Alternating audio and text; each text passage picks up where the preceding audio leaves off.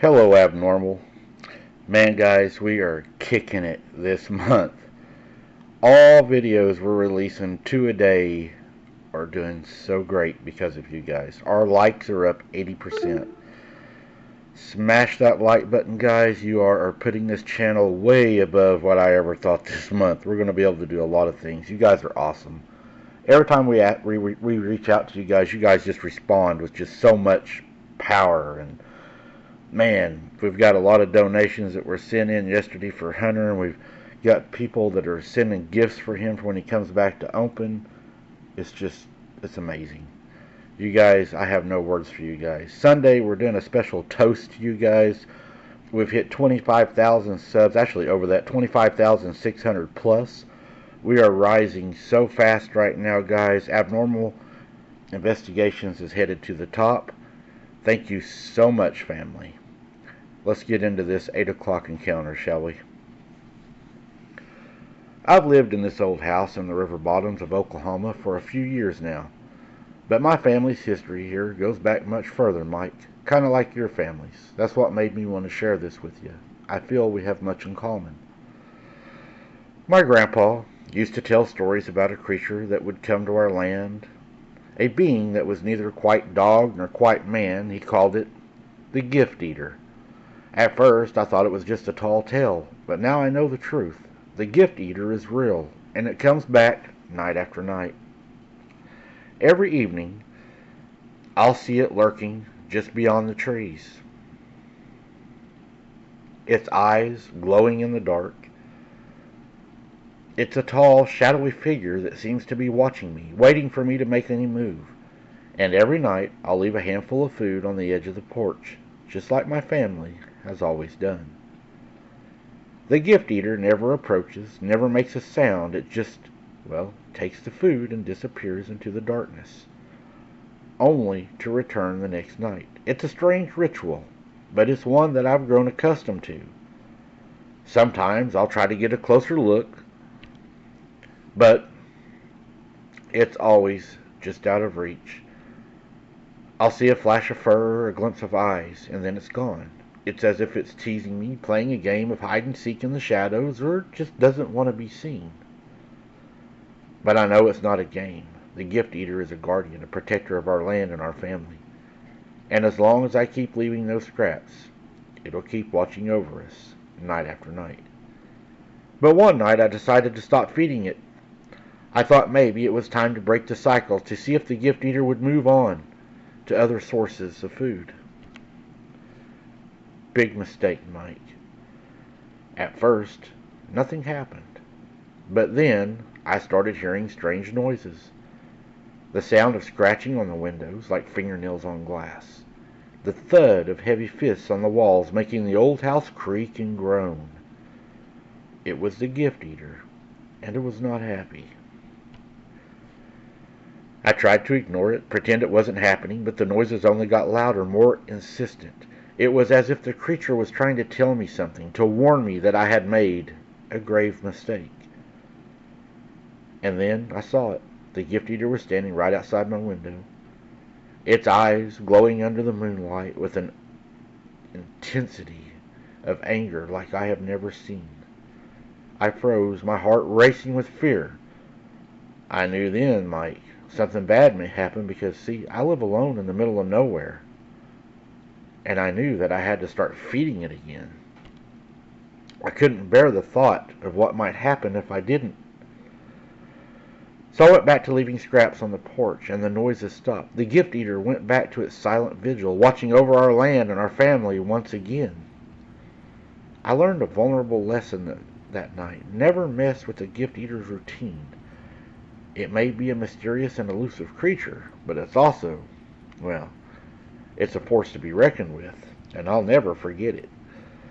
But despite the warning, I felt a sense of unease, a feeling that the Gift Eater's presence was not malevolent, that it was malevolent.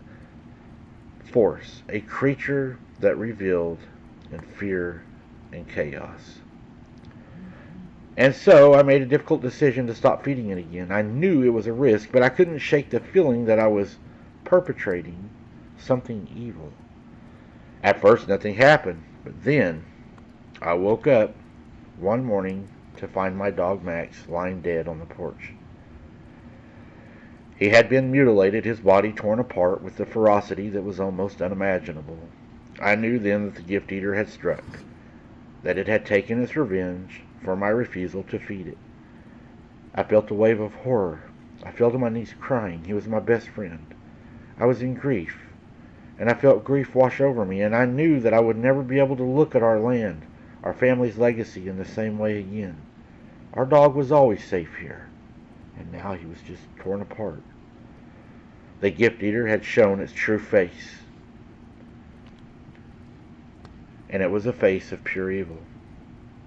I realized that my family's tradition of feeding it had been a mistake, a terrible mistake that had just perpetuated a cycle of fear and violence.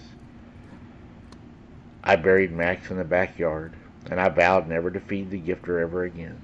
I knew that it would never stop coming, that it would always be out there watching and waiting, but I also knew that I had to stand my ground, to refuse the cycle of fear that had haunted our family for so long.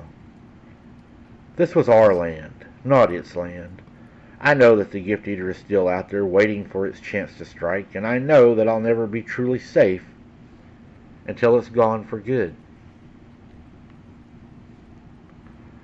These things are pure evil, I whispered to myself, shaking my head in disbelief. I sought out our preacher, and I asked him to bless our land. And since our land has been blessed, this creature has not been back onto the property. But every night I hear his calls from the river bottom, his howls, his screams, his reminder that he is angry with me. And though I do pick mushrooms, and I fish, and I hunt, and I gather, I know that someday this will probably be the death of me, just like it was Max, and I will be in the newspaper of an old man that was attacked by some mountain lion. But I would rather die fighting than on my knees begging, Mike. This is my land, and if he wants it, he's going to have to take it. I'm not going to let a monster dictate how I survive. This has been my way of life, and it will be until the day he takes it. And I'm afraid I feel deep in my soul that he will, and he will very soon, as my age is, well, it's getting up there, and my body is in decline. I carry an old pistol with me, an old .32, that revolver. Probably doesn't offer much protection, but it's better than a stick.